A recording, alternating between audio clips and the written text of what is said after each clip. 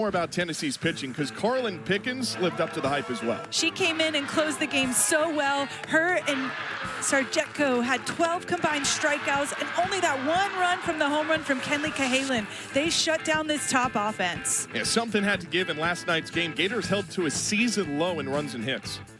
Yeah, Tennessee was able to shut them down, and they were able to produce enough runs to beat these Florida Gators. For game 2 of the series, Florida will turn to the righty, Caitlin Oxley. Oxley, the sophomore, had an amazing outing against Kentucky last week. Her spin is key. She works left and right with her curve and screw. Her changeup is going to be the difference maker today.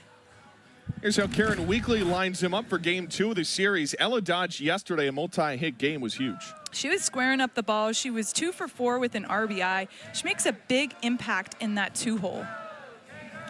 Tennessee has won 6 straight in that series. Florida hoping they can snap that today against the Lady Vols, who ended their season of the Women's College World Series last year. Lady Vols can pick up their 10th consecutive road series win in the SEC. Oxley deals. And we are underway. First pitch is in for a called strike, and it's 0-1 on night. Keith Kearney's behind home. Brian Crochet's at first. Nat Dials at third. Sophia Knight, .458 average this year, leads the team.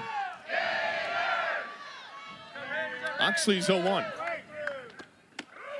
That wanders wide for a ball. It's 1-1. Last time we saw Caitlin Oxley, she had put together her first SEC shutout on the road against Kentucky. And Florida needs her to step up again. Gators without their normal Saturday starter, Ava Brown. 1-1 fades low at 51. Coach Walton having to make an adjustment with his pitching staff and the way he's going to set up these 3-game series. Ava Brown being the Saturday starter, now looking to a little bit of a youngster here in Caitlin Oxley, who had a lot of innings last year, but still that needs to grow up a little bit in the circle, and she showed just that last week. Now, she had to step up last year as this is fouled off. It's 2-2. Keegan Rothrock had to go on the shelf for about a month. She was coming off of injury. Ava Brown is unavailable for an undisclosed lower body injury, expected to come back at some point this year for Florida. By all accounts, has made really good progress. 2-2. Knight fouls it off to stay alive. But more of a staff approach across college softball, and especially when you're trying to compete for a national championship like these two teams are. 2 balls, 2 strikes on Sophia Knight to start. Knight yesterday had a double. She'll see 2-2. Falls off the table, 3 balls, 2 strikes. There's that changeup. Oxley mixing it in already to this first batter here with Sophia Knight. And that pitch, if it's going to be effective, she's going to have to keep it out of the dirt, but still low in the zone. Knight trying to set the tone on a payoff pitch. Knocks this past Comia into right field, base hit. Sophia Knight has her 2nd hit of this series to lead off game 2. That ball just finding a hole right there, that 3-4 hole between Jocelyn Erickson and Gabby Comia. Nothing special, just hitting it in the right spot. Gives way to Ella Dodge. Mentioned her yesterday, had the RBI double to tie it in the 5th. Oxley's first to her. Up and away, that's ball 1.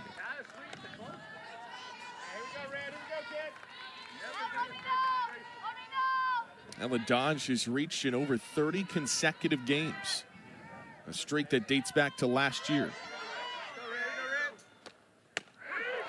1-0 is in for a strike, evens the count. See behind the plate, Ella Wazalewski doing a good job, ready to throw. Sophia Knight, definitely a threat on the base paths here early in the game. See if Tennessee tries to get some motion on the bases. Ball and a strike, here it comes. Off speed for a strike. Oxley's ahead 1-2. That's part of the upside for Florida. Gators have 2 really good arms behind the plate. Wazalewski and Erickson both top of the league last year and caught runners. Oxley's 1-2. Low, ball 2. That's 3 changeups in a row from Oxley there. So really relying on that pitch to be called a strike, but also as a chase pitch. Ella Dodge able to lay off of it there with the ball in the dirt. Sold out crowd at Katie Cecil Presley Stadium. 2-2. Dodge flares it up. This is playable for Kenley Cahalan. There's one away.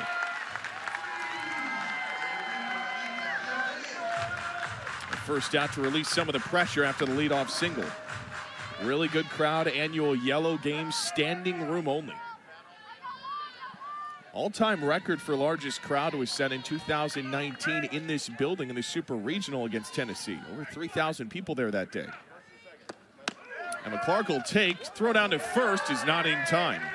But a reminder that Ella Wesolowski is just as good behind the plate at managing this game. Coach Walton said it kind of candidly, like what a luxury it is to have two catchers that can catch and throw. I just like how he said that. 1-0 is inside. That's ball 2. And he said that was part of the recruiting pitch for Ella Wesolowski and knew that coming in. She's not coming here to play behind Jocelyn Erickson. She's there to rotate in. They're very dynamic in how they can move around this defense. Erickson at first today. 2-0. Ball 3. Erickson, as a senior, she's caught a lot, especially her sophomore and junior year, just trying to give her a rest, let her legs breathe. And Coach Walton thinks her hitting numbers have definitely benefited with that rest, not really catching in the middle of the week and taking a game off in an SEC series. 3-0. Strike one on the inner edge. A very small roster overall for Florida. They rely on players being able to be dynamic, but that's nothing new for Coach Walton. You look back at those national championship teams, those were small rosters as well. 3-1. Clark takes strike 2 and Oxley battles back. Sometimes the chemistry can benefit.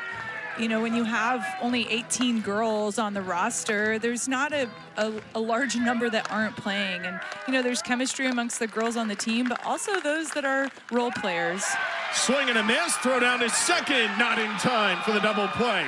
Gabby Comia wants a review. For now, there's only 2 away.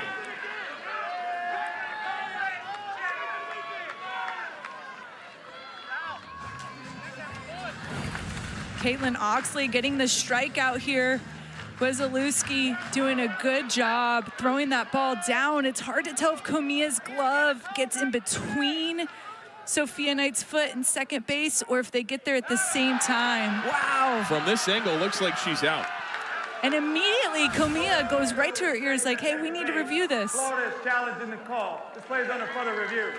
And Coach Walton will issue his first challenge of the series. Let's go ahead and send it back to Birmingham. First couple of looks there. From that second angle, it looked like Comia's glove was in front of the runner, Sophia Knight. This could be a strike him out, throw him out double play.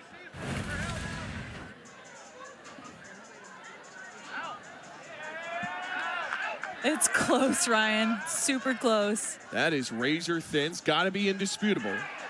But to me, it looks like gloves applied, top of the foot. Look at Comia's body position. She's not blocking the bag, but gets her glove right down in front of the cleat. Amazing job. And to hold on to the ball, great throw by Wesolowski, but also great tag by Comia. After review, the ruling on the field has been changed. The runner at second base is out. Florida will retain both challenges.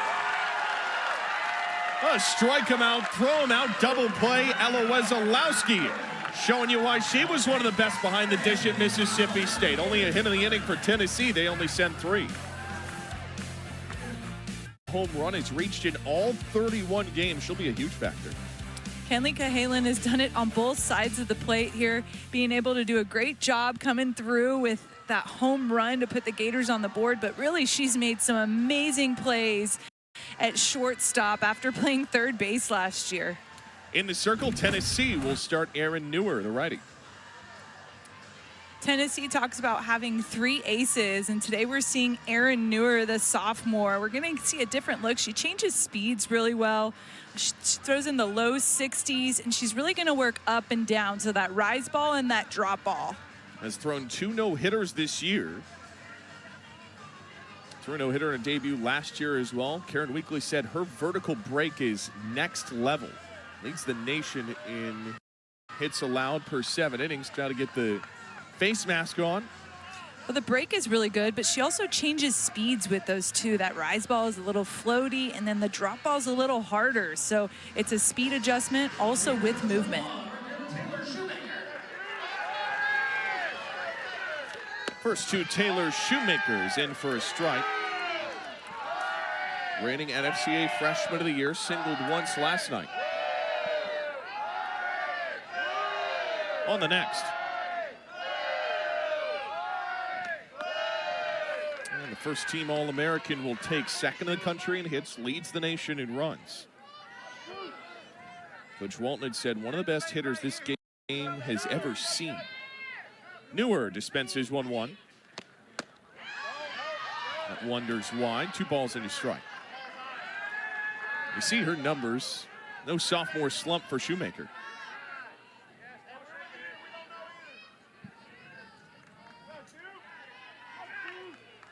Two-one offering. Shoemaker rips one into right field. A tone-setting single for Florida's leadoff.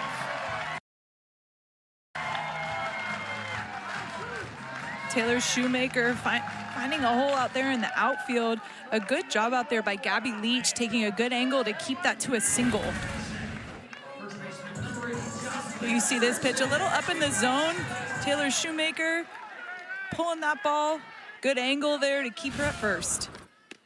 First to Jocelyn Erickson is his strike. 2024 NFCA Player of the Year. Had 4 hits in the 2024 series.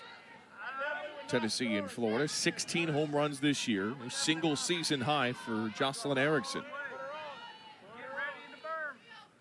0-1. Erickson will take outside. She's climbing up the Florida career home runs list. Is 2 away from top 5 all time.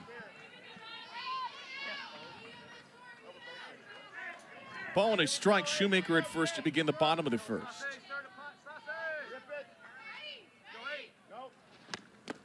That's in the dirt. Erickson works ahead. Good.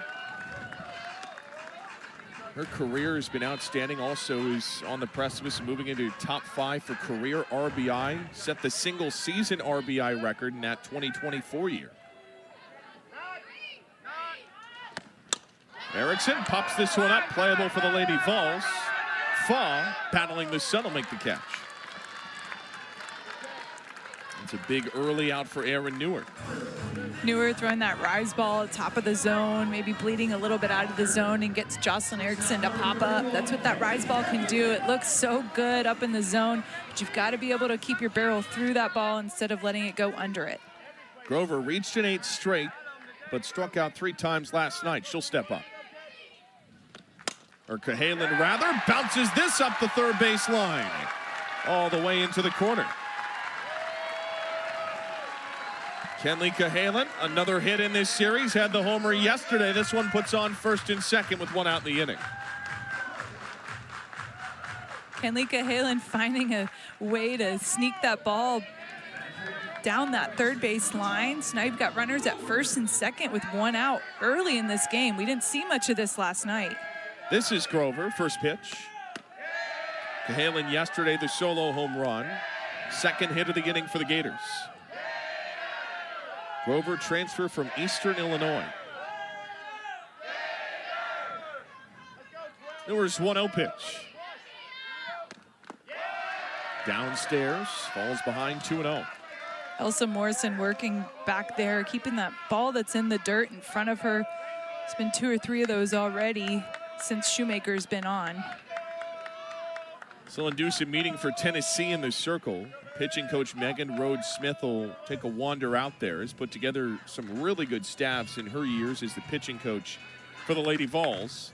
For Florida, though, this is the exact recipe you want, right? Get off to a fast start today, but it's a tough staff from Tennessee that Megan Rhodes-Smith has developed.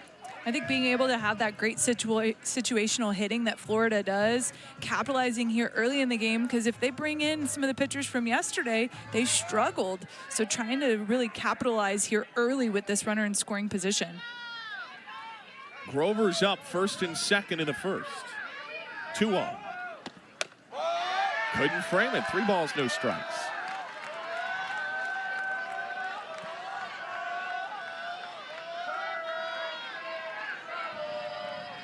Over two-time OVC Player of the Year at her last stop.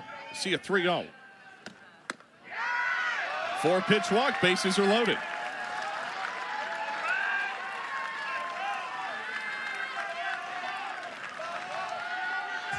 Ducks on the pond. Here comes SEC Freshman of the Week, Townsend Thomas. Only one out in the inning.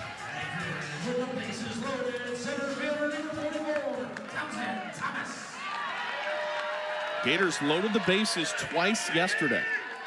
Or loaded the bases yesterday to run a third twice. First to Thomas. Inside, nearly hit her. There's nowhere to put Townsend Thomas in this moment. Yeah, the triple threat, Townsend Thomas walked through with a slap. She's just going to look to get something on the green, get it through this infield that's pulled in tight, but in front of the outfield that's playing regular. That 1-0 misses.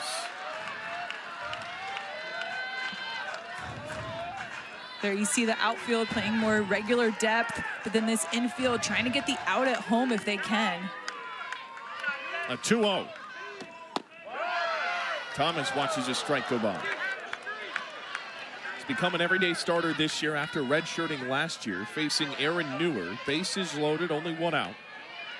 Said she's really leaned into her teammates in this transition to a starting role for the Gators. 2-1. Thomas clocks one up the line. Play at home in time.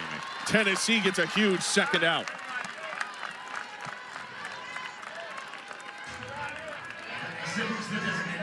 Townsend Thomas just hits more of like a dribbler there to first base to Emma Clark, and right away she knows she's coming home, able to get there to get the second out. Brings in Madison Walker. Walker struck out twice yesterday against two different arms. First pitch. Strike one.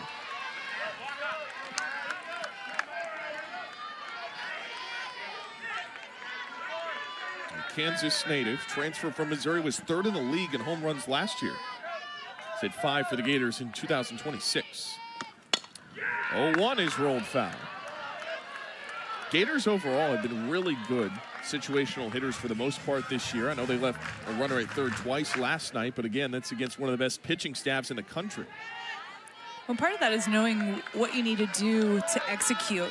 Sometimes it's not a base hit to a certain spot, but you can have a sac fly. There's different ways to manufacture runs. Walker slices this off, stays 0-2.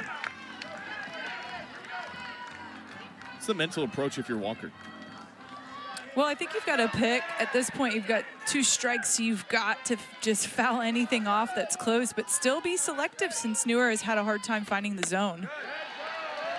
Does there, 1-2. Continue to struggle in that regard. Aaron Newer, one of a 3-headed dragon for this pitching staff for Tennessee. #1 team in the country, trying to get out of trouble on a 1-2. Walker pops it up foul. Newer going to a rise ball, being ahead in this 1-2 count. She can work a little bit around the zone and see if Walker will chase or get herself out. Walker just 2 hits with the bases loaded this season. 1-2. That's low, 2-2. Big stop by Elsa Morrison behind the plate. Kenley Cahalan was ready to come home if that ball got away from her. Freshman doing a great job behind the dish. 2 gone. Bases loaded, 2-2. Walker fouls it again up the third base line. Gators overall this season, bases loaded situations, have hit .338. Can Walker deliver on a 2-2? Newer sends. Walker back up the middle to short, and Fall will do it herself. Tennessee once again escapes a bases loaded jam. They get out of the inning. It's still scoreless. Game 2 from Gainesville in this top 10 clash. Florida has their annual designated yellow game where they encourage everybody to wear yellow and raise awareness and funds for pediatric cancer. And Heather was very special to this program. This university still has a locker inside Florida's locker room. And I know, Christina, you are part of the team during that time and how impactful her life and her legacy is for this program and what she means, and speak on just how long-reaching that impact is. Yeah, Heather was a light in the dugout. She would come and she would bring Twizzlers for Rally Twizzlers and Sour Patch, but, you know, it really grounded the girls in the team and helped them realize that the sport of softball is great, but they're playing for something much bigger than just a win on the ball field. So Heather was amazing. It was so awesome that these girls, even who didn't know Heather, support this Sunflower Saturday. And there you see Heather's mom, Terry. She just is so grateful for how this program adopted her and loved her and really made some of the best moments of her life here on this field. It was Francesca Nea, now an assistant on this coaching staff, who initially signed up for the Friends of Jacqueline Foundation Adopt a Child program, and he's spoken about just how special this tradition is. 1-2 is upstairs. It's 2-2 on Gabby Leach, who leads off. Her sister's on deck, Alana Leach. Elsa Morrison will also appear. Gators only saw 3 in the first. One of 4 Leaches to come through this program. That's Gabby. 3 of them are on this team. 2-2. Leach pops it up. Playable for Wesolowski. There's one down. So far, so good for Red Oxley. Yeah, Oxley's doing a good job using that curve and screw. We've seen a lot of change-ups, but really being able to get that curveball to the lefties in on their hands like she did right there on Gabby Leach to get her to pop up. And here is Alana.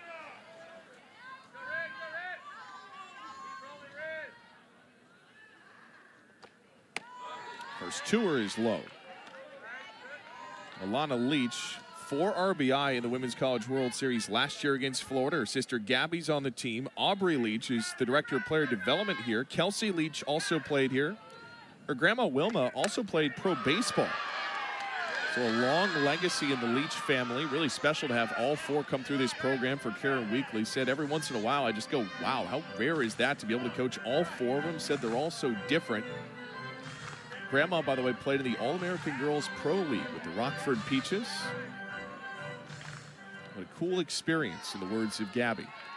Her sister Alana's up in this moment. Gabby popped up for the first out. Ball and a strike on her. Here it comes from Oxley. That caught a piece. Alana Leach will walk. Runner aboard for Tennessee, 2nd consecutive inning. Here you see Oxley trying to get in on the hands there of Alana Leach, but gets a little bit too close to her.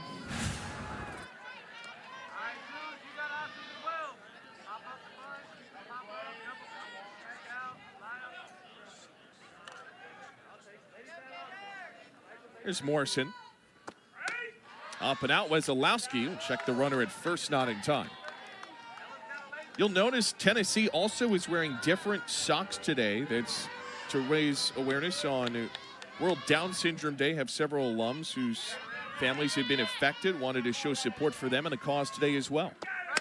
Morrison rips one in the air, foul down the left field line. It's 1-1. Sport of softball is growing so much, and I love how these athletes are finding ways to impact the community, impact those that are around them, and really use this game of softball to just build people up. 1-1. Fades low, ball 2. Tennessee, young offense overall. Had to replace a lot of pieces from last year. Some freshmen, some in the portal. Elsa Morrison, the former. Knoxville native. 2-1, swing and a miss. Oxley pulled the string. Morrison was a really touted freshman coming in. Number 11 player in her class, number 1 player in the state of Tennessee.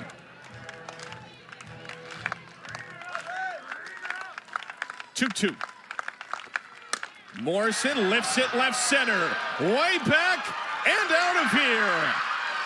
Tennessee strikes first.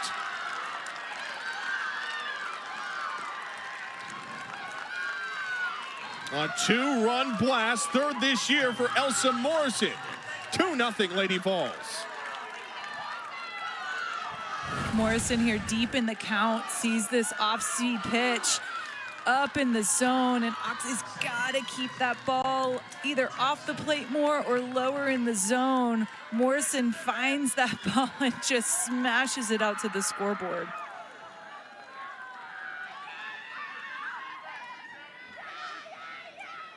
The young Knoxville City native comes through a 2-run home run. Her 3rd this year in her young career. And first is a strike to Taylon Holly. Karen Weekly had said she was their best hitter in fall ball, hands down. 0-1 is outside, ball and a strike. It's impressive for a freshman. You think about who she's facing in the fall, right? When you're doing inter squad and scrimmages. Of course, you've got some games against other opponents, but that's really impressive. Cut and miss, 1-2. Taylon Holly, another freshman. Good to see her back in the lineup after getting hit by pitch in the helmet yesterday. 1-2. Evens the count, 2 balls, 2 strikes. Karen Weekly's really liked her approach in at-bats. A see-ball, hit-ball mentality. Love her eye at the plate. Oxley trying to bounce back. And she does. As her 2nd strikeout. Caitlin Oxley here with this strikeout pitch, working a little bit more up in the zone. Does a good job getting Holly to chase. Maddie Rutan with 2 outs. Nobody on for Tennessee. 2-1 blast, the difference from Elsa Morrison.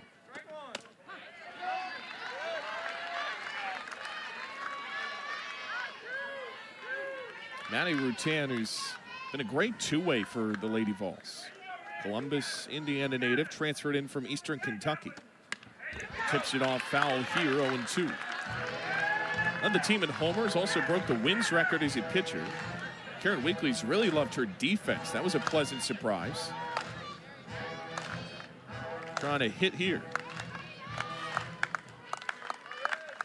Exit early. Another fly ball into center. Thomas is back this time. It'll hang up for the Florida center fielder. Tennessee lifts the lid. A 2-0 lead off this home run from Elsa Morrison. It's the freshman who delivers on the road. Lady Vols have the lead in the middle of 2. Elsa Morrison's 3rd home run this year is the difference so far as we make our way to the bottom of the 2nd. Florida threatening. Last time they were at the plate, had the bases loaded, but could not capitalize. What's going to be the difference for Florida to get their offense scoring runs instead of just getting on base? It's all about that situational hitting and being able to really pick a speed here against these pitchers who can throw at multiple different speeds and executing early in the count. Cassie McClellan leads off for Florida, bottom of the Gator order. High on the first, it's 1-0. Gators left 8 on last night, already 3 today. A team that entering in had been pretty good at situational hitting overall. Slow whirler to short. And Faw's throw puts one away. But obviously it's a much different task once you step into SEC play. This is an elite Tennessee defense.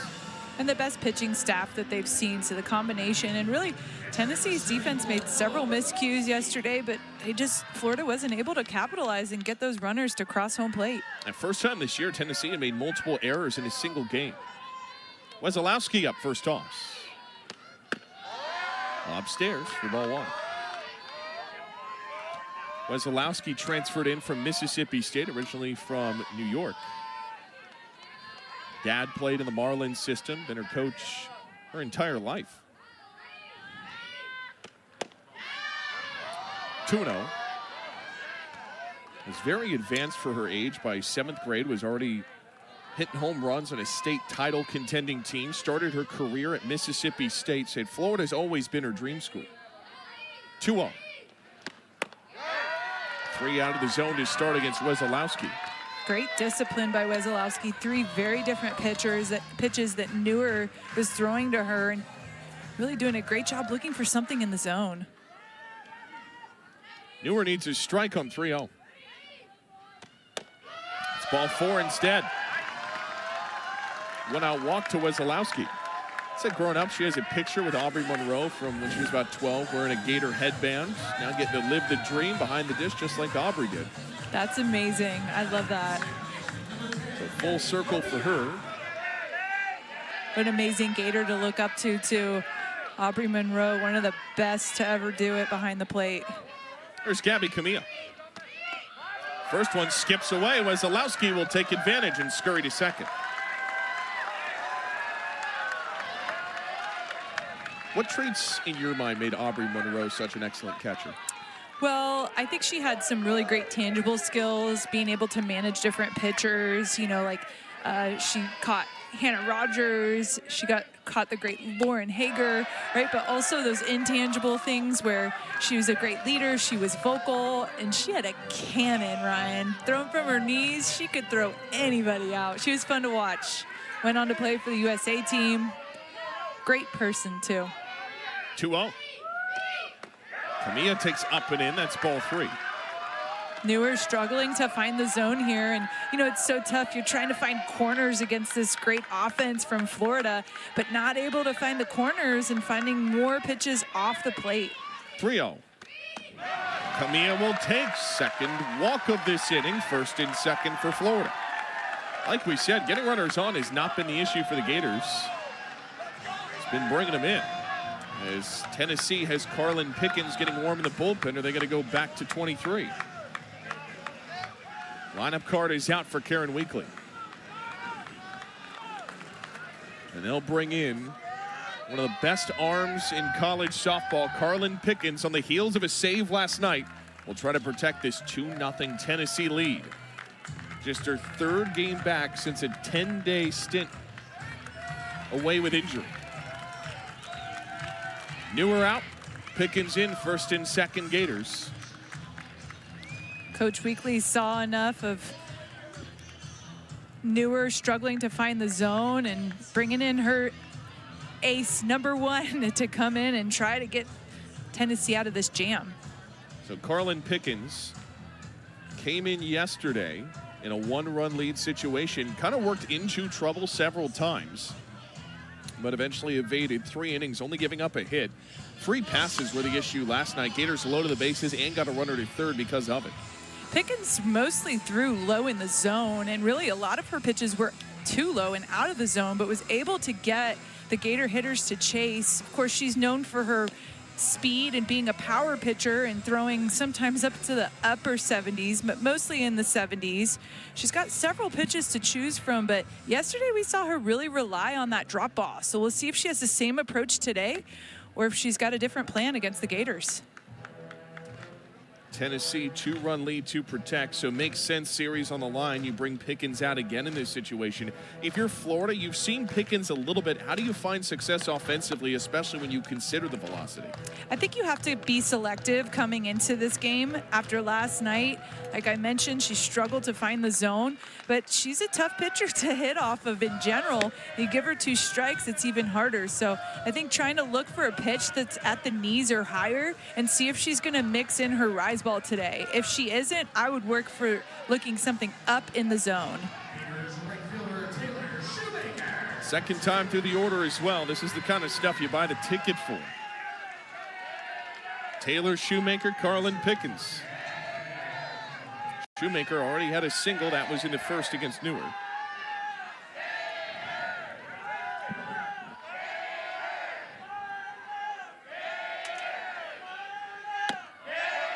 Going in on the first, ball 1. And that's the pitch that Pickens wants to be called a strike. It's borderline, lower part of the zone. And if that pitch is going to be called a ball, it might be tricky for Pickens today.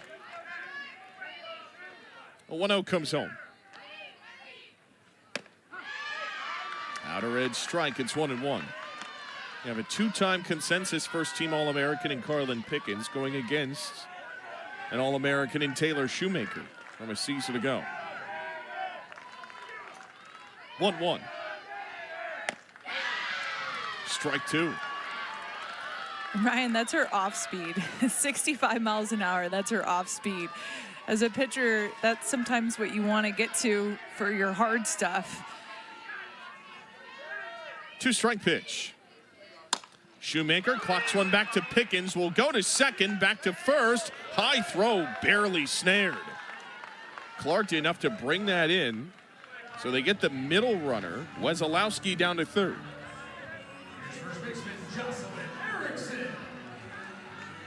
But ultimately still a second out of this inning. Shoemaker peppers this ball right back to Pickens. She makes the decision kind of late to go to second, but able to get that out. Boy, really good snag by Clark to keep that in play. If that gets to the sidewall, Florida's got to run it.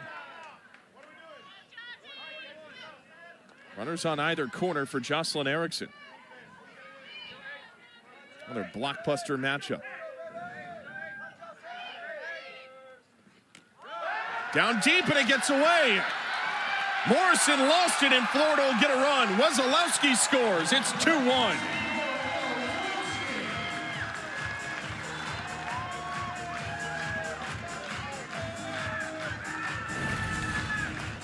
Pickens throwing this drop ball in the dirt. Elsa Morrison trying to get her glove down, but she's late. Enough for that ball to get right between the wickets. And Wesolowski scoring the first run for the Gators. Shoemaker into scoring position as well for Erickson. A wild pitch makes it a one-run game. Outer half, 1-1. In your mind, what makes Jocelyn Erickson special? There's a lot of things that make Jocelyn Erickson special. I think her poise in the box. I mean, she has so much power and she has such a great eye. She's a great hitter. Long hop, bobbled by Dodge. Shoemaker around third. Beats the throw, and we're tied at 2.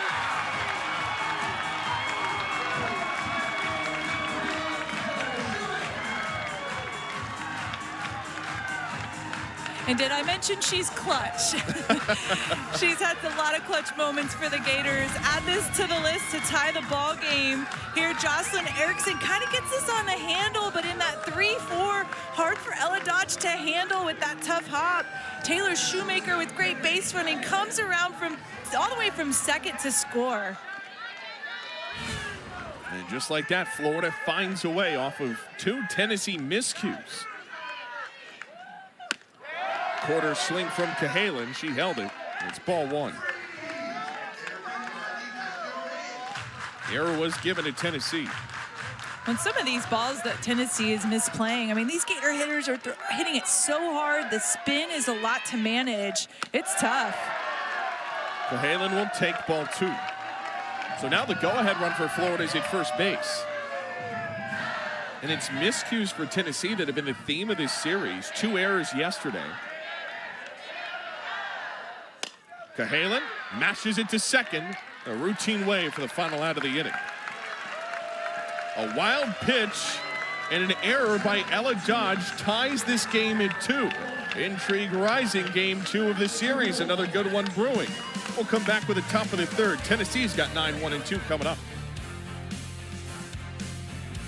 Breeze, not a cloud in sight beneath the palm trees. KDC Show Presley Stadium, 2-2. No hits in that prior inning for Florida. The Gators, though, find a way to score some runs. Again, the Tennessee miscue starting to become a storyline. Both games, unexpected seeing those miscues, and it's really spread out, right? It's not just one player who's having a hard time, but just enough for these Gators to squeak through a couple runs. She's Christina Wyatt, former catcher. I'm Ryan Urquhart, top of the third, 9-1-2 for Tennessee. Bella Faw leads off. First from Oxley is just outside the zone, ball 1. And Oxley's had a pretty good start. Read my mind. She's doing a great job. She left that pitch up in the zone to Morrison, and that's how the 2 runs scored. But really, otherwise, she's done a really great job against these Tennessee hitters. That snaps inside, ball 2. From Bartow, Florida, about just under an hour outside Tampa. Was a catcher for a long time, but her dad needed a pitcher for the rec ball team. Said, who better than his own daughter, so we can practice every day. Rest is history. 2-0, that's in the zone for a strike, 2-1. Her nickname is Red. That one pretty self-explanatory because the red hair was given to her by her T-ball coach. 2-1. Ball 3 out of the zone. Really looked up to Kelly Barnhill growing up. Admired her presence in the circle. Noted her vocalization she would use during her pitching. 3-1. Leaves that one on the inner half for strike 2. Oxley, not just one sunflower today, but 4 today. On this Sunflower Saturday in the annual Yellow Game. Payoff pitch. Ball fights it off.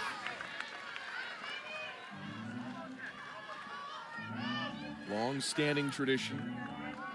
Honor of Heather Braswell. Her mother Terry threw out the first pitch earlier today.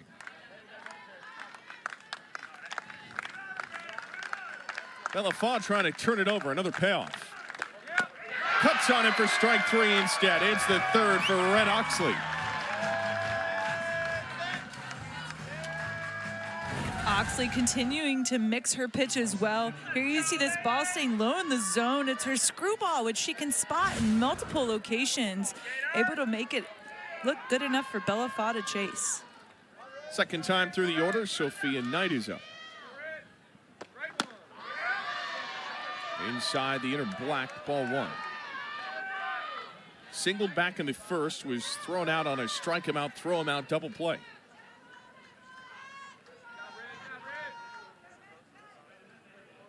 One-0.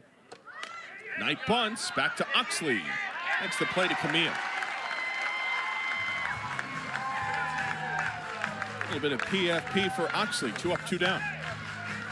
Sophia Knight, the triple threat, lays that bunt down. Good job by Caitlin Oxley, fielding her position well, getting the speedy Knight to stay off the bases here in the third. Ella Dodge into the box for Tennessee. Energizer Bunny in Karen Weekly's words.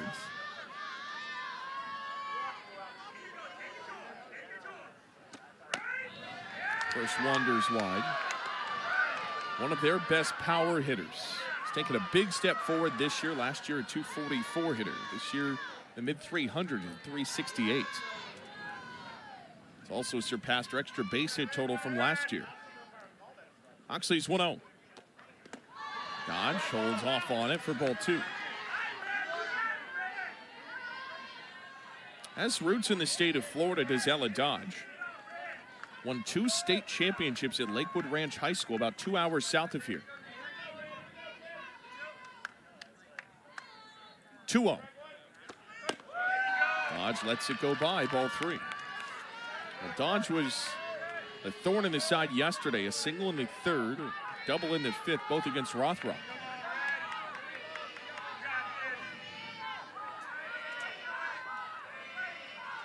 (3-0). 4-pitch walk. Well, not the worst of outcomes considering there's 2 away in the inning.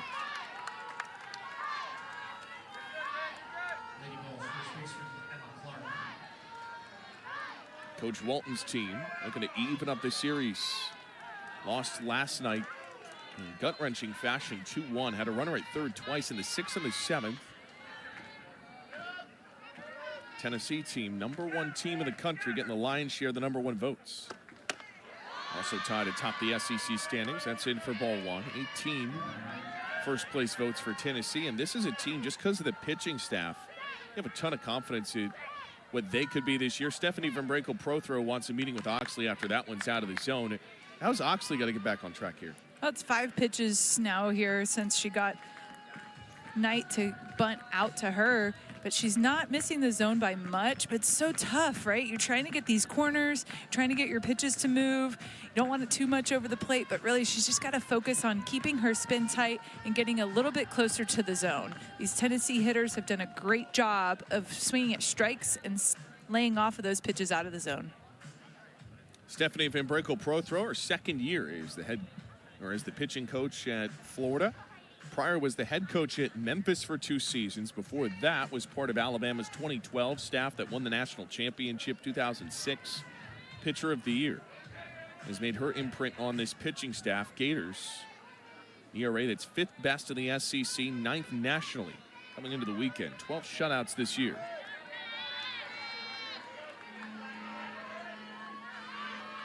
They need Oxley on track. Runner at first, 1-0. Clark will pop this off foul.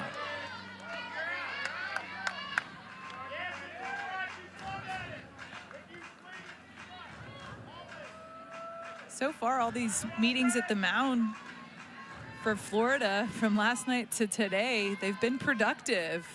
Rothrock and now Oxley responding well, throwing a strike immediately after that meeting. 2-1. And sometimes you just need that mental reset as a pitcher. Yeah, and maybe to focus on 1 or 2 things that makes you the great pitcher that you are. You know, Oxley's doing a great job, but it's hard, right? You're facing the #1 team in the nation. That's down the chute, 2-2. That's part of the calculus as well. #1 team in your building. A chance to even this series today, but you got to have it in the circle. 2-2. Way outside, ball 3. Meanwhile, for Tennessee, after a historic start, a chance to win yet another SEC road series. Would be their 10th straight if they win today. A streak that goes all the way back to 2023. Payoff pitch. Ball 4. 2 on with 2 out. Back-to-back walks from Caitlin Oxley.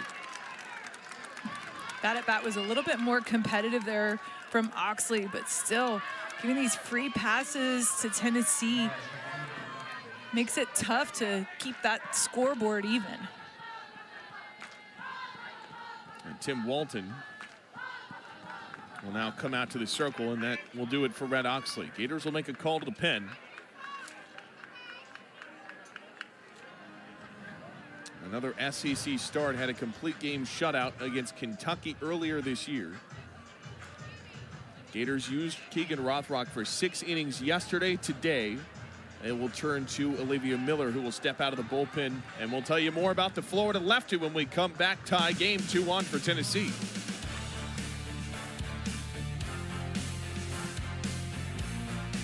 And she had a great inning last night, picked up a strikeout in relief. Yeah, a couple groundouts and a strikeout big time there in the top of the 7th to keep Florida in the game. The junior, obviously she's a lefty, a different look. Lefty on lefty is always tricky in the batter's box. So Florida looking to switch it up a little bit and see if Miller can continue what she did last night. She's going to throw that curveball to both sides of the plate. It's a backdoor curve to those lefties. Sometimes that ball looks like it's going to hit you, and then it stays on the plate. It's a swing and a miss there from Gabby Leach. It's 1-2. Leach popped up in her first trip. Different look in this at-bat. 1st and 2nd. 1-2. Way outside. 2 balls, 2 strikes. It's taken a huge leap, especially in the strength and conditioning. The coaching staff had talked about that. Her mentality is locked in as well. 2-2. Count runs full.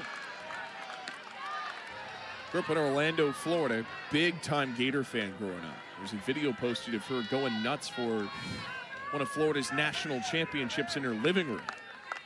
Now every day lives that dream in the circle. Payoff pitch. Leach, opposite way. That's a foul.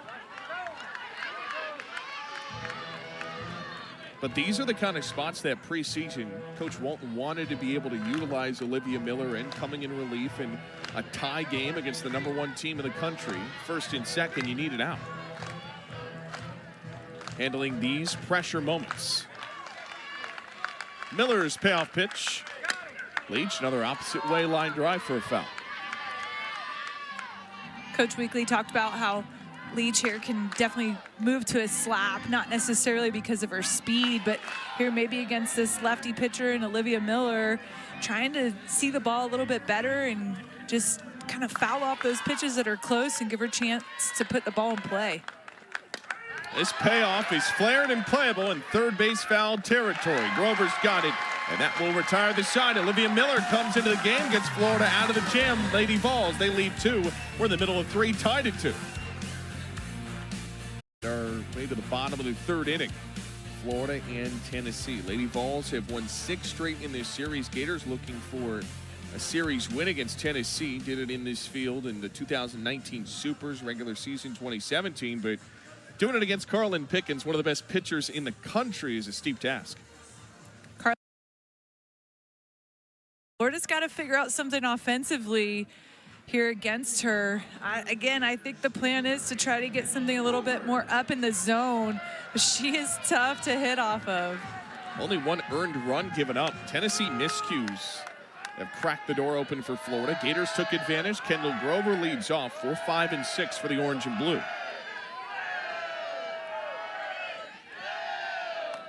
That one skips away on the first. Today we've seen Pickens throw a few rise balls. We didn't see very many, if any, last night, but they haven't been competitive. They've been way out of the zone. Pickens is 1-0. Comes in with some velo. I guess slightly off speed for her. It's 1-1. That's still velo. It's in all the 70s. velo. Off speed to the mid-60s. Yeah. It's a 1-1.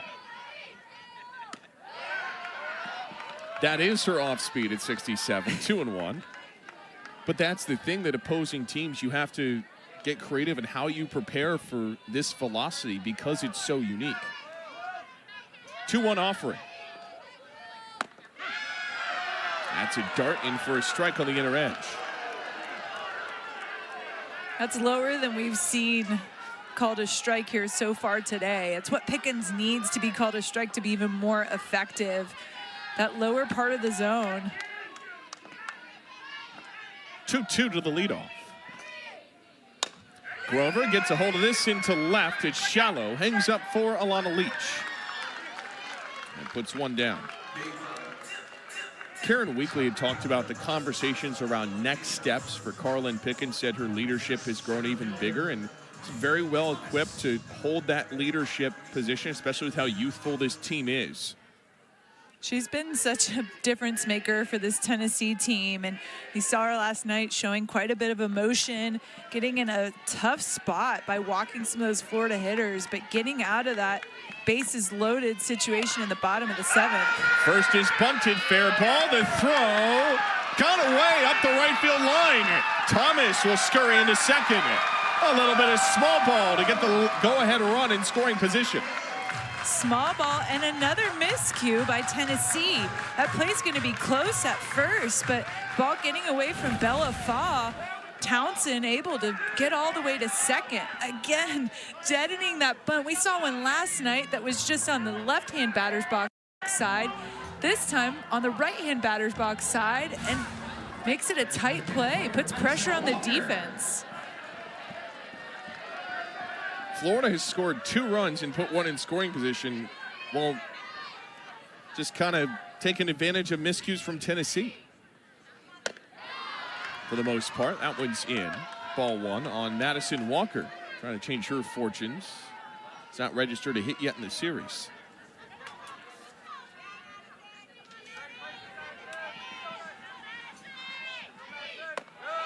Low and in. Ball 2. Pickens had some issues finding the zone last night. And it seemed like the more that she struggled with the zone, it just compounded. And she continued and continued. And really, thankfully for her, with her good movement, she was able to get Florida to chase quite a bit. Walker zips one center field. See ya! Madison Walker, a frozen rope to put Florida in front. It's 4-2 Gators in the 3rd.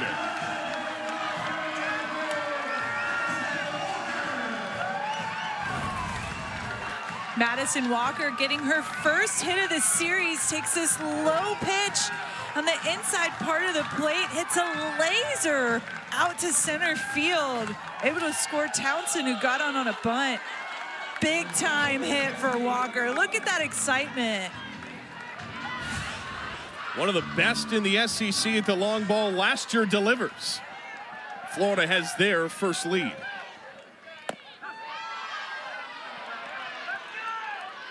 That thing barely scraped over the wall.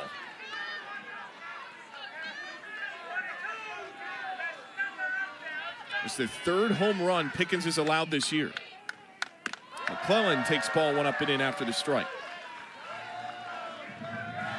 Talk about a little bit of the nuance of the pitching staff for Tennessee. Coach Weekly talked about trying to avoid overexposure to any of her pitchers against these Florida hitters. And now you see Florida coming through and seeing Pickens now for the third time for a lot of these hitters, having some quality at bats. Madison Walker squaring that ball up.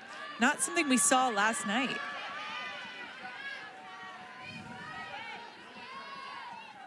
Pickens for the 2-1. Cullen takes strike 2. And how much of a luxury is that to functionally have 3 aces on your staff where you can think about things like not overexposing one pitcher?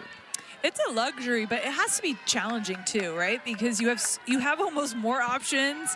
I mean, it's amazing because these pitchers really complement themselves, or each other rather. McClellan tees off right.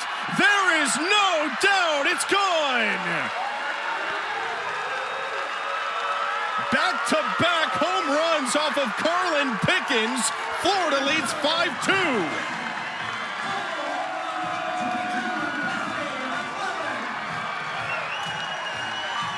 McClellan with 2 strikes here, finds the ball in the inner part of the plate and smokes it.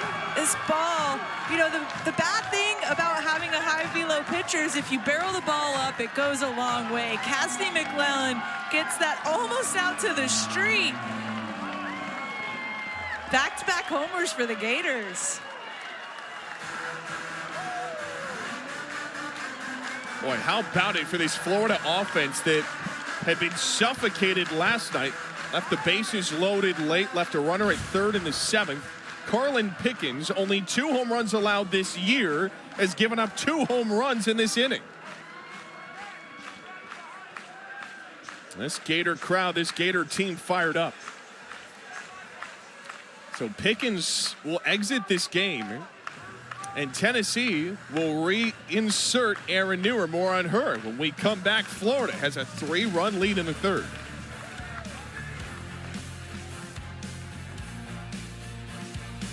Arms in college softball. Newer back into this game, and for a pitcher, this is a little bit of a wonky situation. Yeah, I don't think anybody would have had this on their bingo card that we'd see Aaron Newer coming back in after Carlin Pickens, who struggled against this explosive Florida offense. But there she is in the dugout. I'm sure she'd like to take back a couple of those pitchers, but hats off to the Florida Gators for capitalizing on those pitches left in the zone. Wesolowski to the plate. First pitch is a strike to her. So for Florida, it's such a lift off of their shoulders after being suffocated by Carlin Pickens down the stretch last night for her 2nd save. 0-1 cut on for a strike. Pickens, her 3rd game back after missing a week and a half with an arm strain. Aaron Newer in her own right is very solid. One of 3 big arms. So too Wesolowski lets it go low. Newer did a pretty good job starting this game. I think we had a couple at bats where she had wasn't finding the zone very well, so Coach Karen Weekly pulled her out, brought Pickens in, but she was doing a pretty good job. Wesolowski skips one to short. Nice backhand by Fawn. That's an out on the board. 2nd of the inning. Goes 6-3. Wesolowski, well-hit ball here. Bella Faw reading that big hop. Really great play for her over there at shortstop. She's been so good for the Vols this year. 2 gone for Gabby Comia.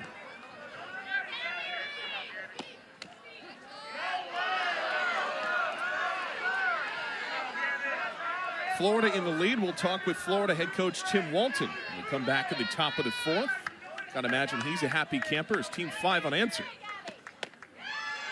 0-1, that's outside. Ball 1, but also still a lot of softball left to be played.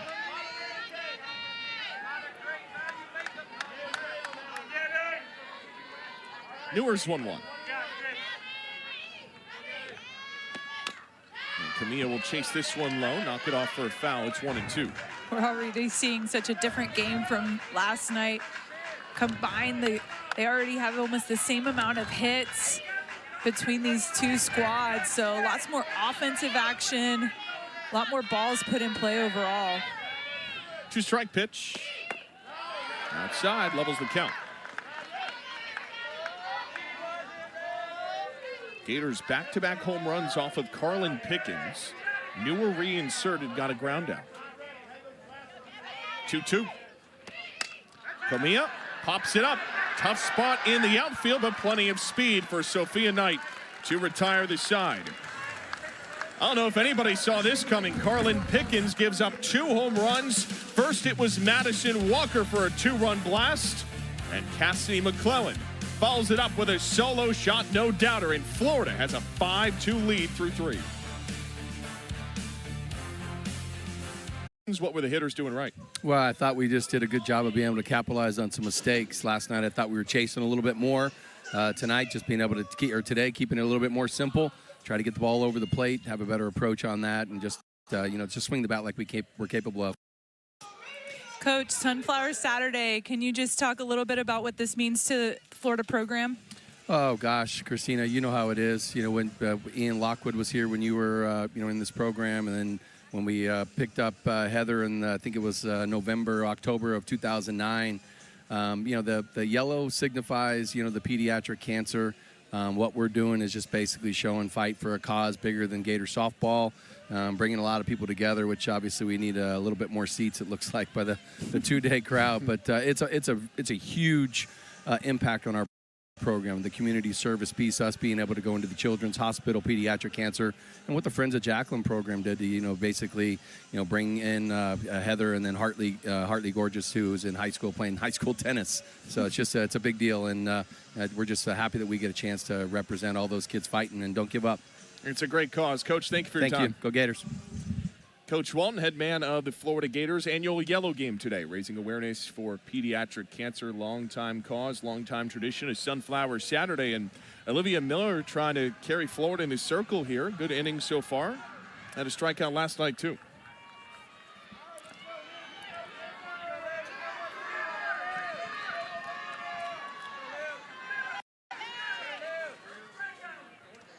First 2, Alana Leach is up and away, 5, 6, and 7 for Tennessee here. So if you're Lady Vols, how do you respond? Well, you got to change your approach. Red or Oxley definitely worked more left to right, but a right-handed pitcher. Here we've got Olivia Miller, who's going to be a little bit more finesse, and she's got that backdoor curve. So being able to identify that pitch with this heavy lefty lineup, I think that's going to be the key. Is, are we going to be able to attack that pitch, or are you letting that pitch go? 2-0. Leach caught a piece, 2-1. Well, Tennessee has been carried by that pitching staff a lot this year. Offensively, Lady Vols have been sitting about 9th or 10th in terms of their slash line in the SEC. Now, in league play, they've had a good amount of home runs. 2-1. Outer edge for strike, 2-2. Can really tell Olivia Miller after each pitch, she takes that walk to the back of the circle, taking a deep breath, taking one pitch at a time, being present in the moment. Counts full here, 3-2. Those routines are deeply important for pitchers. Counts full. Deepest of breaths for Olivia Miller. Trying to get the lead off in the 4th. Payoff. Opposite way. Lifted. Hangs up for McClellan. 1 down.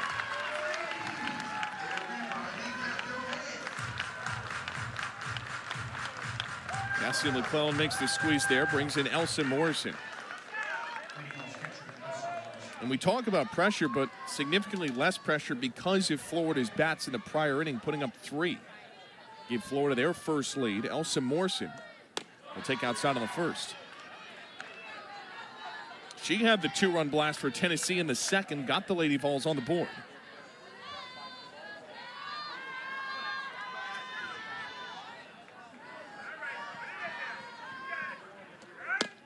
1-0 is low, and that home run from Morrison was really slammed.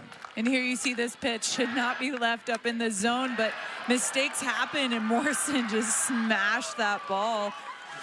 2-run home run for the freshman. She'll see a 2-0 from Miller.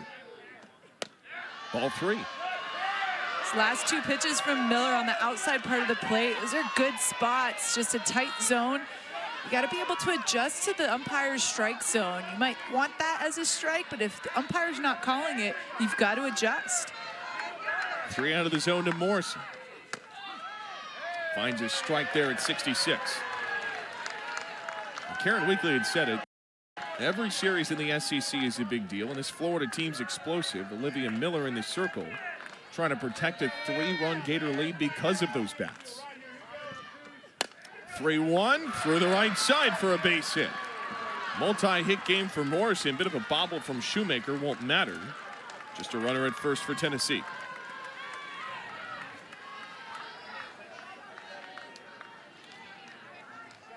But I gotta imagine if you're Olivia Miller, just not dealing with quite the same pressure.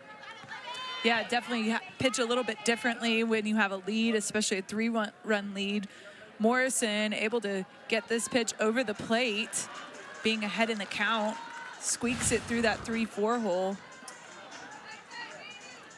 Tennessee will have a pinch runner coming in at first base. This is Sophie Schuler, or Zoe Schuler, should say.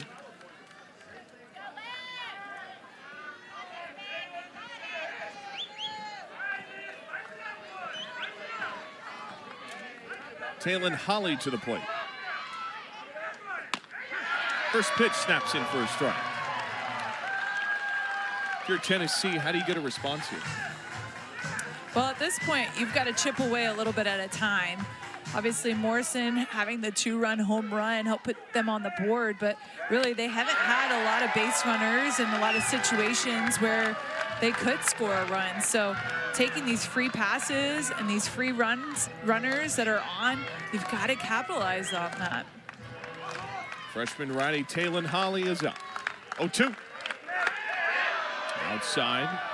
Ball 1 at 65. Was a preseason freshman to watch across D1 softball, Softball America. And is one of the top players in her class. Miller trying to get the second out on a 1-2. Holly goes opposite way into left. McClellan's there again, and there's 2 down. How has Olivia Miller found a groove? Well, she's done a good job, especially with against the lefties in this lineup, of being able to mix that curveball, the inside and outside part of the plate. So she's done a good job of finding locations and adjusting to the strike zone. Outside, that's ball 1.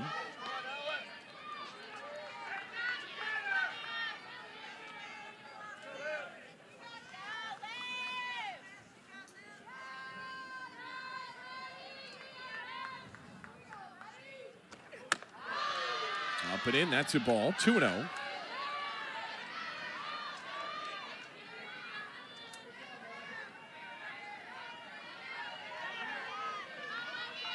Flew out to center her last trip. Wesolowski will come have a word with Miller.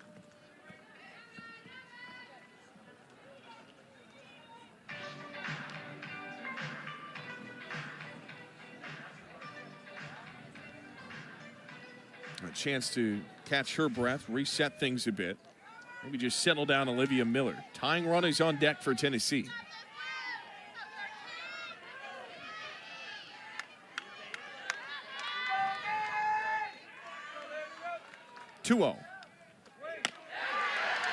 Tenn takes a strike.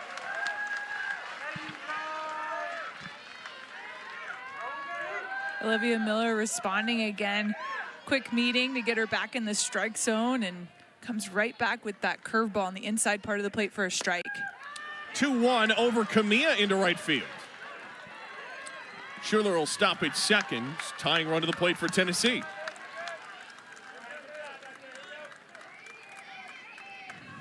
Little seeing eye single there for Rutan, being able to squeak it right over Camilla's glove out to Taylor Shoemaker. Tennessee has the lineup card out. Karen Weekly will bring in Mackenzie Butt to pinch hit. Sensing the opportunity here, 9 spot coming up. You want to bet that it's got some pop to it, and they've got that in Butt. Transfer from Boise State. Reigning Mountain West Freshman of the Year. She had a first pitch home run that gave Tennessee the lead against Mississippi State in the 9th. Coach Weekly loves her presence and just how she's able to stay calm in high energy moments. Trying to see if they can take advantage of runner in scoring position here. Well, here's one of those high energy moments. She's the tying run. First pitch, slow roller to short. Cahalan the short way for the final out of the inning. Tennessee threatens, they do not score. We'll talk to Karen Weekly on the other side of this one. We'll pay some bills for now. 5-2, Gators in front. How she's emerging as a freshman for you guys? Yeah, Elsa's going to be a dynamite player. I mean, she's already done some great things for us. Honestly, every time she gets up there, I don't care what her numbers are showing, you feel like she's going to break a game wide open. And I think that might have been the hit she needed to just kind of start feeling good again. This Division I softball, and particularly this league, will eat you up. And it's tough for freshmen. And, you know, we've got her behind the plate pretty much every day. And that's a lot on her, too. But she just keeps grinding through it. Coach, thank you for the time. Good luck rest of the way. Thank you. Thanks, Coach. Head coach for the Lady Vols, Karen Weekly, 25th season helming this program. Former co-head coaches with her husband, Ralph Weekly. All right, to go to the bottom of the 4th. For Erin Newer, it's a unique task, but you have a lot of trust in her if you're Tennessee. Well, you have 3 great pitchers, and sometimes you just have to go with how each pitcher is pitching each day. Newer was struggling to find a strike zone, but Carlin Pickens was not able to be successful against the Gators today, so she brought Newer back. This top of the lineup looked really good in the first inning against Newer. They weren't able to capitalize with the runners on, but Taylor Shoemaker started off with a base hit, so we'll see if they're able to adjust back to seeing Newer again. 0-1 to Shoemaker. And now has to handle that top of the order you mentioned. How do you do it? Well, like Coach Weekly said, you've got to get ahead of the hitters, and so here she is even 1-1. She's got to keep pounding the zone and find those corners. 1-1. That's outside to Taylor Shoemaker. First time we saw Taylor Shoemaker at a single in the first, got on off a fielder's choice in the second.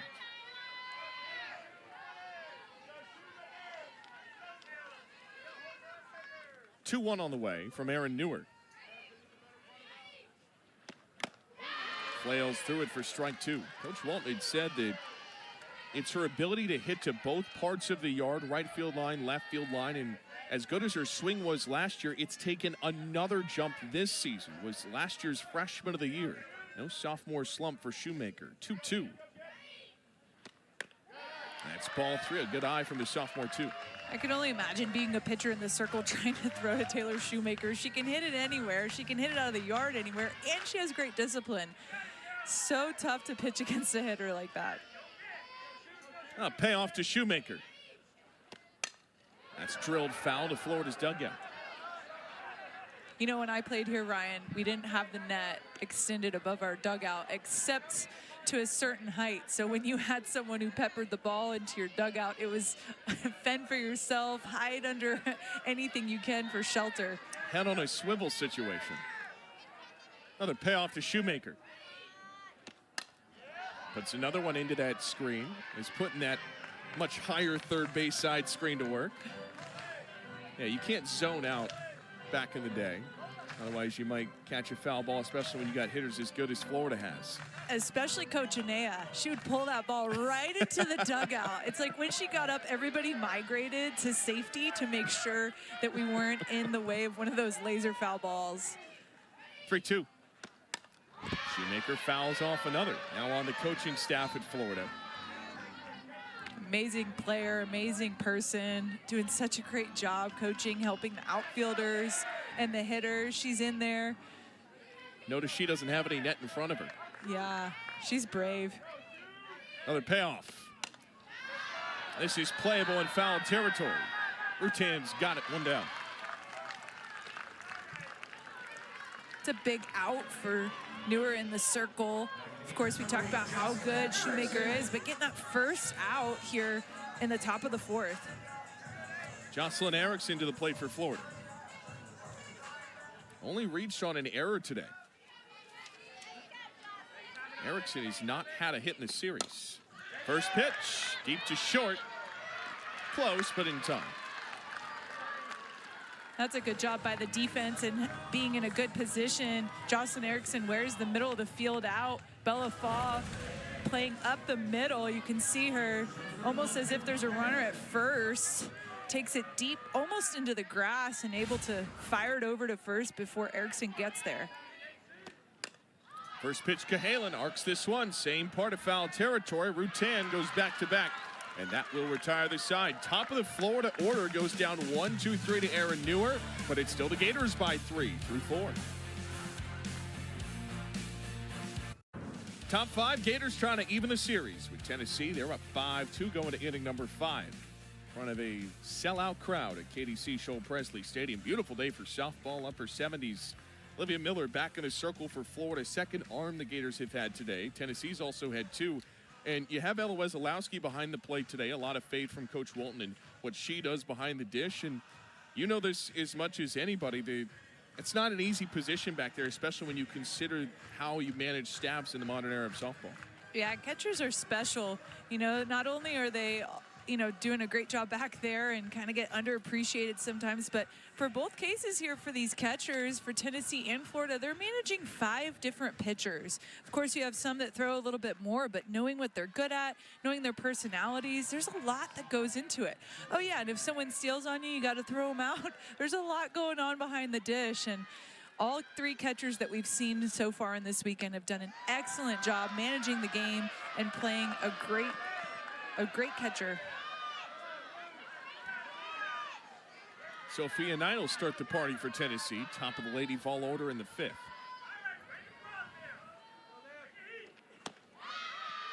One-0 that's inside.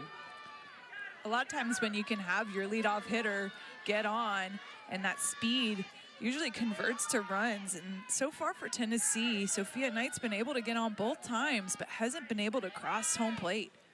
2-0. Knight will take a strike. It's 2-1.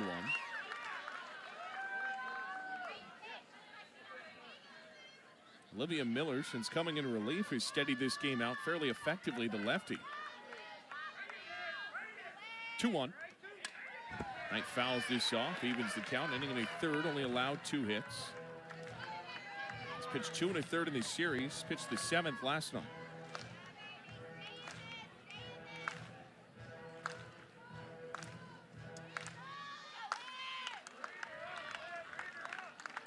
Two. Knight protects the plate.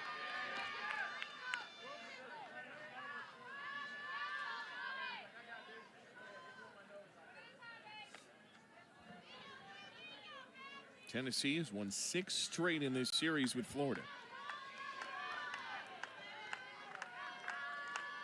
Had won 8 of the last 10 entering the weekends.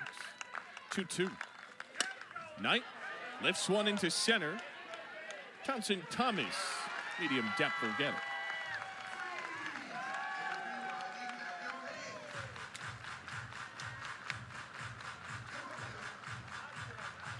That puts one down in the 5th.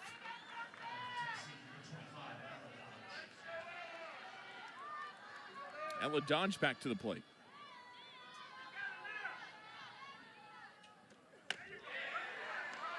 First one is inside for ball 1. Dodge a walk today. A great defensive play at second in game 1, multi-hit night. Tennessee down 3 runs, 8 outs left to work with. That finds the zone on the outside corner.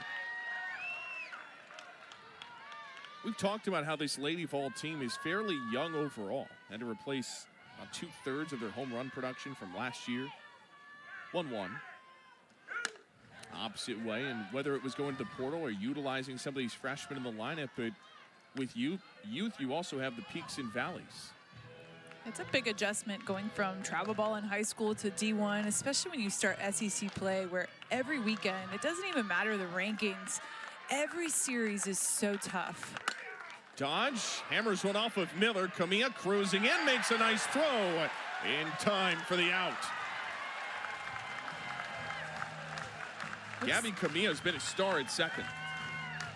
Miller kind of moving her hand a little bit. We'll get another look. Ball comes off of her. Camilla charges, throwing on the run. What a great play, great instincts, great reaction to get that out at first. You can see she's fired up. Caitlin Towers, the athletic trainer for Florida, and Coach Walton have come out to look at Olivia Miller's throwing hand.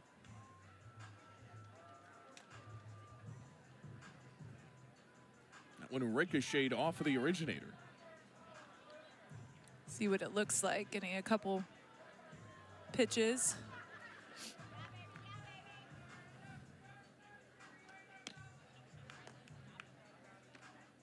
Well, still throwing it at 67. You just, if you're Florida, hoping that, all right, Florida has already lost one of their critical arms in Ava Brown. Currently without her. Hope to get her back at some point this season. And that's been part of the management for this Florida coaching staff. Olivia Miller will stay in. They lost their Saturday starter. Tim Walton said that he believed Ava Brown was the best Saturday starter in the SEC. Yeah, and not only did they lose her as a starter, but her bat was so hot coming into her injury. She was having such a great year. She's such a competitor. When she was in some tight spots last year especially, she just thrived. First to Clark is a strike, and she's also a captain of this team. Her leadership is huge for Florida. I'm sure she's still able to have an impact as a leader. It's just different when you're not out there on the field competing with your team. Absolutely. That's a strike 0-2. Miller looks to be doing okay after that ball off of her hand.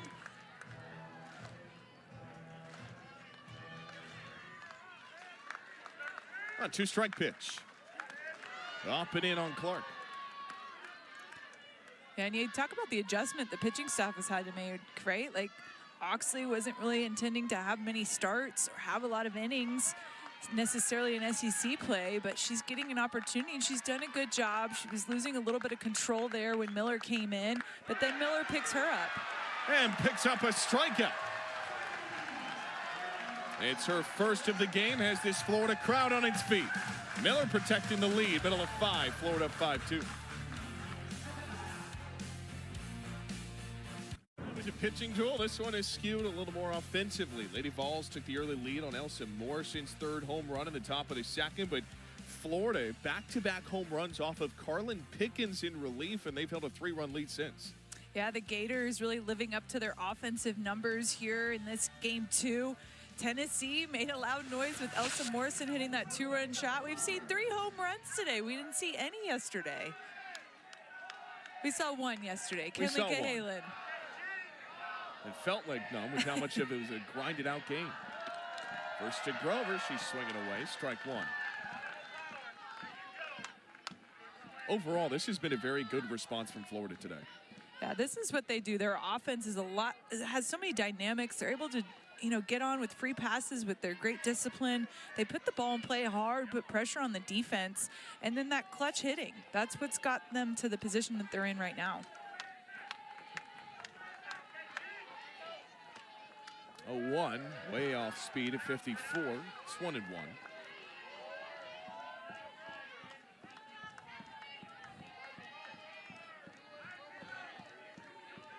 Ball and a strike will come home to Grover.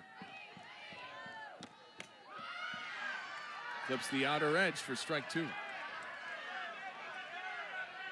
Grover walking a fly out. Has comfortably been in this Florida top part of the order. 1-2. Grover sings one to short. Faw doesn't even have to take a step.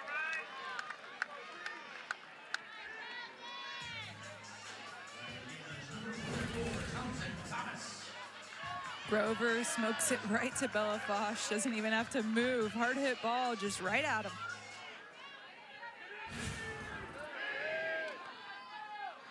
Brings in Townsend Thomas. Chops one, shallow to short. Nice snag by Faw. And she goes back-to-back for the outs. That was a sneaky great play at short. Townsend Thomas triple threat. She can bunt, she can slap, she can hit. Last time we saw her lay a beautiful bunt down here. She slaps. Bellafaw, knowing her speed, does a do or die, comes through. It's quick enough to get her out at first. Back to Madison Walker. Infield's back first to her.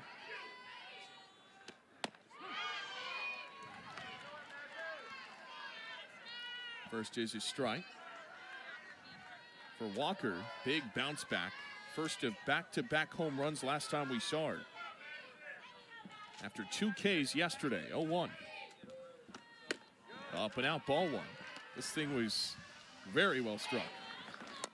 Yeah, Walker gets that low and inside pitch. And, you know, off the bat, I wasn't sure it was going to make it over just because of the height.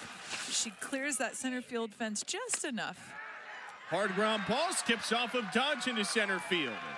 Another scorcher off the bat of Madison Walker. She's got a multi-hit game. Madison Walker really hitting the ball hard today. Doing a good job adjusting from yesterday. This ball is more up the middle. Here you see that. Ella Dodge trying to make a backhand play on it. Really tough when the balls hit that hard. Cullen flinches and will take ball 1 from Newer. And Gators trying to add some pad with 2 outs in the 5th. McClellan, that one was smoked into right field. That solo home run she had on the heels of Walker's. Up and in, that's a ball.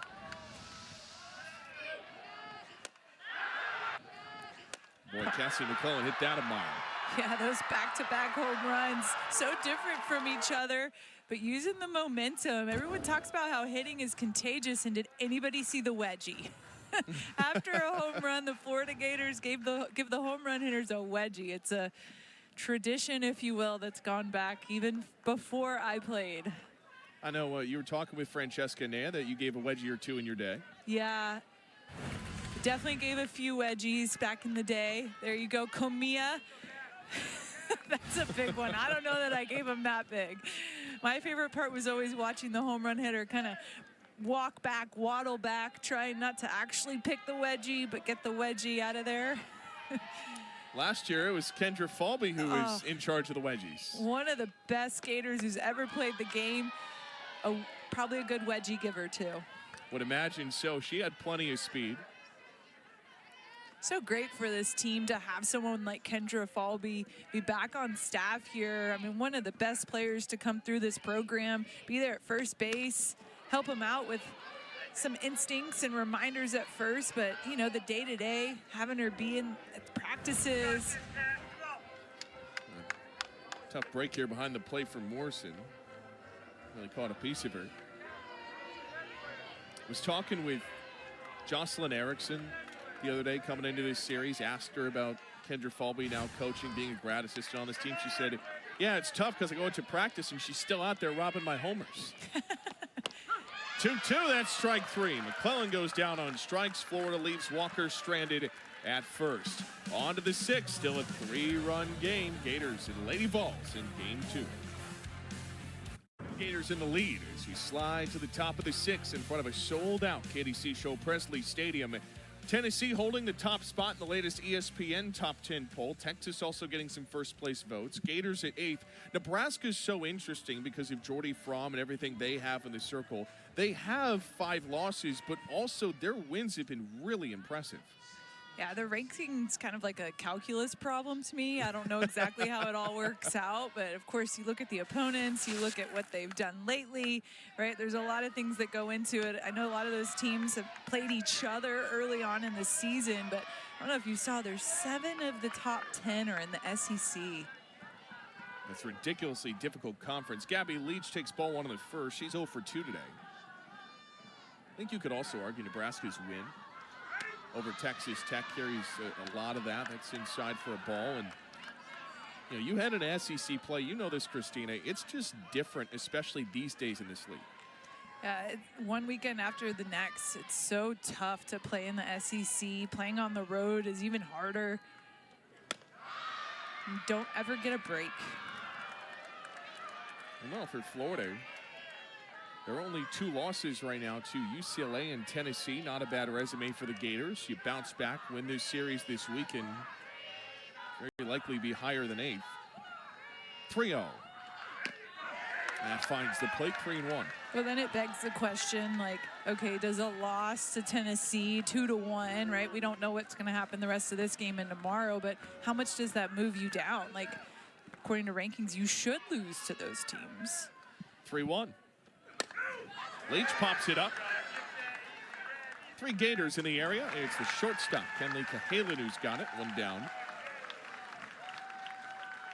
That's all part of it, too, as we kind of roll through SEC play, learning more as these teams start to knock each other off. Not everybody can stay undefeated. Yeah, I don't think undefeated is really something that happens in the SEC anymore. Lana Leach takes outside on the first.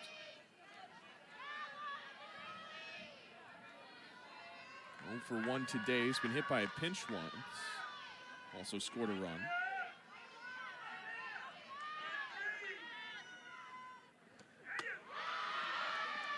That's inside ball 2.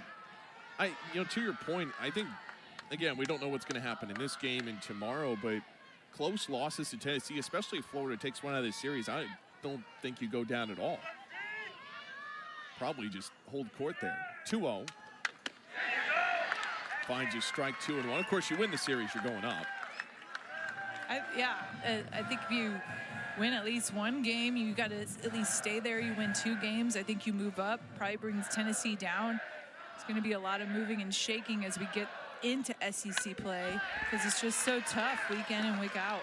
And shaved off foul, 2 and 2. This is probably Florida's biggest regular season series. Not to say they won't have other important series later. They'll go on the road to Arkansas, South Carolina, Georgia on the road as well. Have Mississippi State coming into this building later. But not every day you get number 1 in your house. 2-2. That hitter. Alana Leach will go to first base. Didn't take long for Coach Walton to come out of the dugout. He's definitely asking if Alana Leach reached in towards that ball.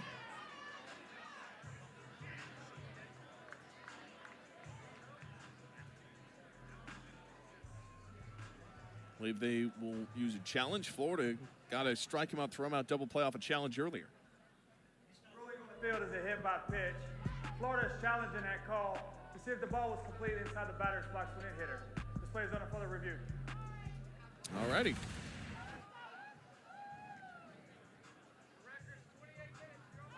From this angle, what do you see, Christina? I see movement towards the ball there with that elbow. It looks like it's close as far as the location of the ball in the batter's box. But I see movement towards the ball there.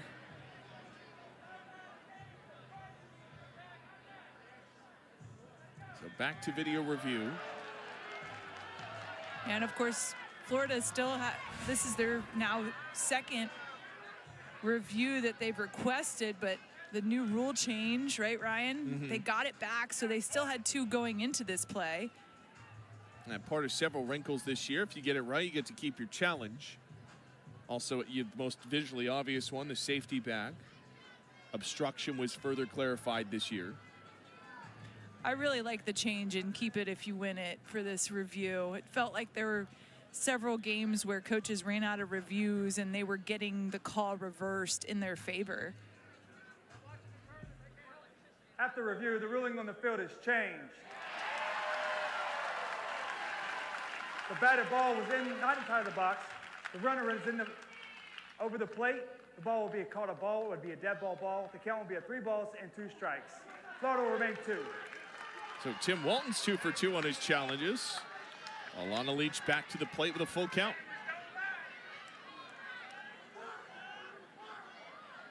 Coach Walton saw that right away. Came right out of the dugout, ready for that review. See how Olivia Miller responds to that. See if she can back her coach up for that review. Not every day you get a do-over. Payoff. Fly ball. This is playable for McClellan, and the challenge pays off. There's 2 away. So from a runner at first with one out, it's reversed. Fly ball left field, and Tim Walton's team has two away, and the base is empty for Morrison. That is a huge turn of events with only 4 outs left for Tennessee.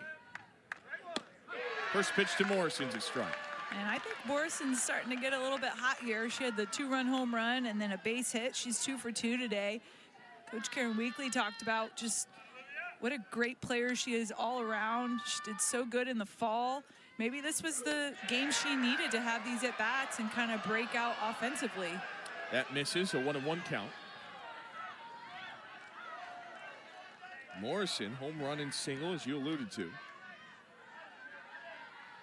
A freshman out of Knoxville. 1-1.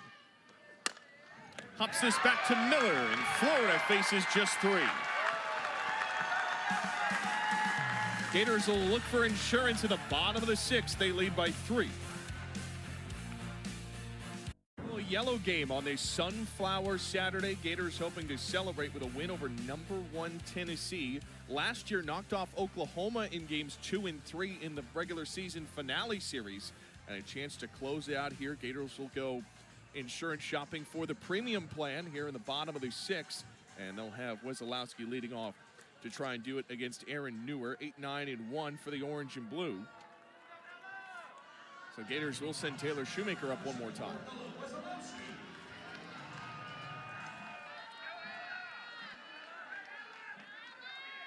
First pitch.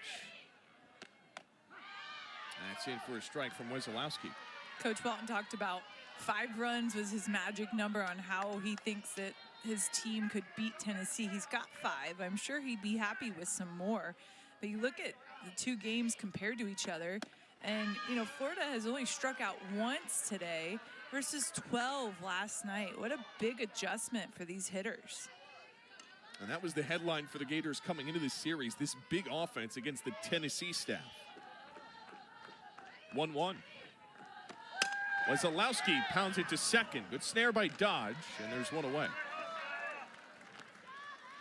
Dodge getting a lot of hard ground balls hit to her. Sometimes when you play a little deeper, you get an extra bounce. It makes it tricky, but she's able to handle that one from Wesolowski. 1 out for Gabby Camilla. Taking a huge step forward this year. First pitch, taps that off foul. Slapper motion from her. St. John, Indiana native. Came into this program with expectations both from herself and just the standard of Florida softball coordinator Tim Walton, and has been working really hard to be able to stay calm even when the performance doesn't come, despite the improvement. Camilla taps this one short in front of home. Newer's throw is in time to get Camilla. Goes 1-3. That was a bang-bang play at first. Camilla made it close. Yeah. And Coach Walton might challenge this too. Yeah, he's looking for feedback from Kendra Falvey, looking in the dugout on what everybody thinks. Oof. Ooh, that's close. You know, you got 2 reviews. You're 2 for 2. Why not?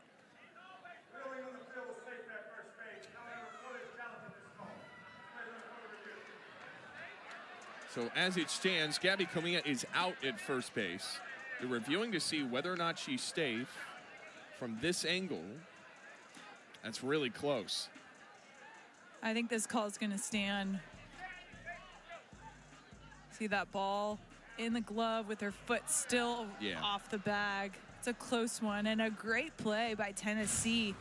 That slap that just dies there in the closer part of the infield, coming through with the speedy Camilla.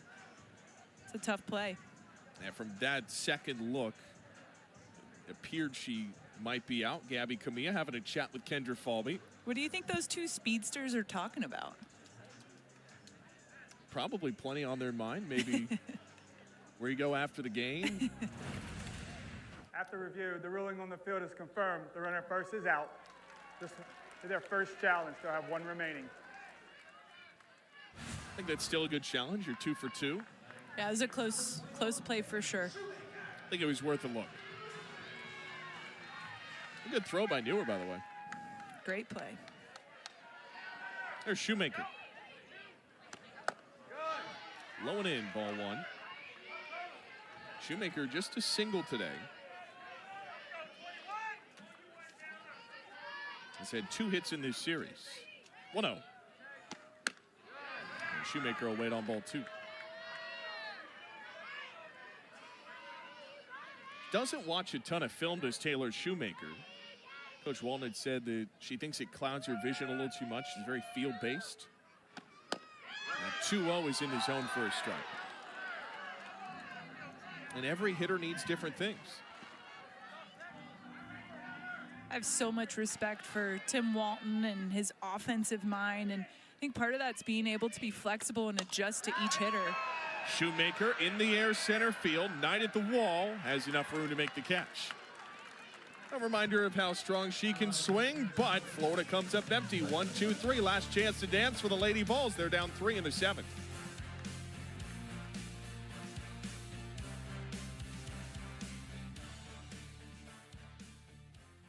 But thanks to Verbo Care and 24/7 live support, they moved us. Better place, better hot tub. Got any room for Dad? Think again, Bruce. Yeah. Teenagers are full of surprises. Verbo is not. If you know, you Verbo.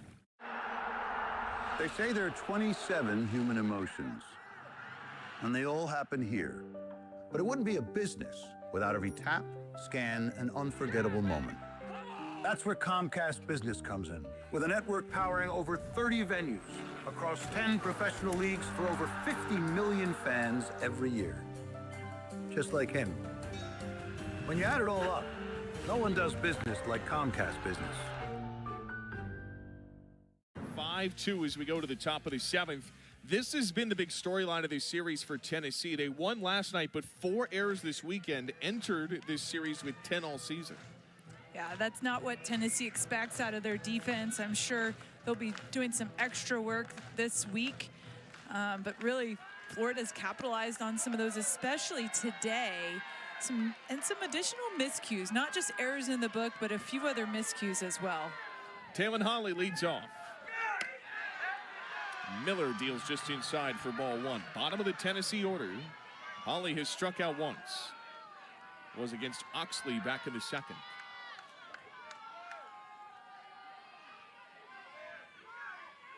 Miller's 1-0. Outer edge strike, 1-1. Miller had a really good relief outing against Missouri. Went 7 1/3 in that extra innings win to help secure the series. She'll call time to tie her shoe. Got to double knot it. Trying to make sure she got that timeout. Did you see her look to third base, to first base, to home plate? Everybody good here. 1-1. Swing and a miss. Get the spikes tight, deal a strike. It's 1-2. Well, this would not be the first time that Olivia Miller comes into a big spot and delivers. It's not an easy role coming in relief either. She's done it beautifully so far this year. That's served off foul. And Florida needs that relief pitching, especially when you're managing a staff trying to get back to another Women's College World Series. Last time these two had met prior to this series. Tennessee ended Florida's season last year. And with Ava Brown out, you have to think you're gonna have a group effort for Saturday games moving forward. On 1-2 up and away. Ryan, did you know that SEC series used to be 2 games on Saturday and 1 on Sunday? I did, but that is a big change back very different pitching dynamic. Now they each get a day. Man, that's awesome. 2-2 cut on for strike 3. Olivia Miller's second K has Florida 2 outs away.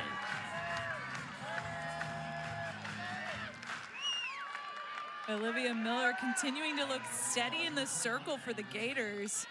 Big time strikeout to lead off the 7th. Miller has retired 8 straight. In on route 10 for a strike.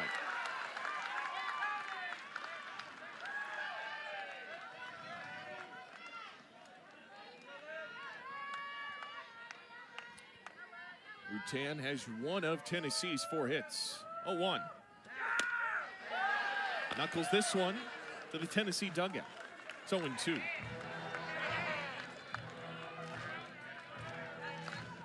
Three and 2/3 innings. Only 2 hits allowed from Olivia Miller. perfect game in her debut as a freshman. A couple years later, here she is in a big-time SEC series. 0-2. Tenn, tough layoff just outside ball one. Excellent spot from Miller. Off the plate a little bit. Probably looked better because Wesolowski did a great job framing it. That's a pitch you want your hitter to chase, but Rutan's able to lay off. 1-2 opposite way on the foul. Only 2 outs left for the Lady Vols.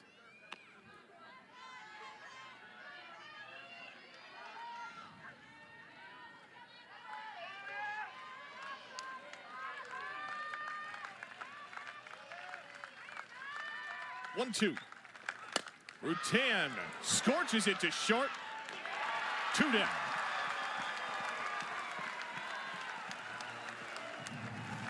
Ten straight, retired for Olivia Miller. Rutan smokes this ball. You see Cahalan barely gets her glove on it, almost behind her feet, but she got the job done. She's smiling a little like, whoops, got my glove down a little late. I'll get you better next time. First to fall is a strike.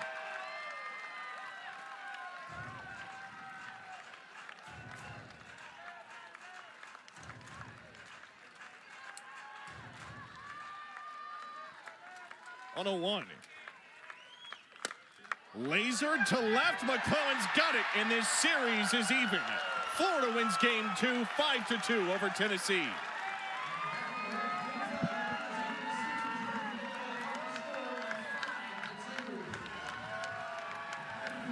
The Gators, for the second consecutive year, have knocked off #1. What an amazing performance by Miller, coming in relief for Caitlin Oxley. Just able to get those Tennessee hitters to hit right at their defenders and let them make plays. I think the big difference today, though, Florida Gators, only 1 strikeout, 5 runs. Here you see getting that last out. Not a lot of strikeouts, but doing a good job getting outs. And how about Olivia Miller, 4 1/3, 2 hits. A lot of conversation on this one about the offense, but give a ton of credit to Olivia Miller in relief. Yeah, coming in a tough spot, too. She's done such a great job in relief in the SEC for the Florida Gators. Gators take down #1 Tennessee 5-2, snaps a 6-game losing skid in the series. And we'll have a rubber match on Sunday afternoon. Should be a ton of fun. Florida and Tennessee. Both games have been absolutely thrilling. Game 1, more pitching goes Tennessee. But Madison Walker, the go-ahead home run, part of back-to-back homers off of Carlin Pickens, will be so interesting tomorrow to see how Tennessee attacks Florida from the circle. Yeah, big question mark. Who's going to start the game? Are we going to see Pickens? Is Marjeko going to get the ball again to start?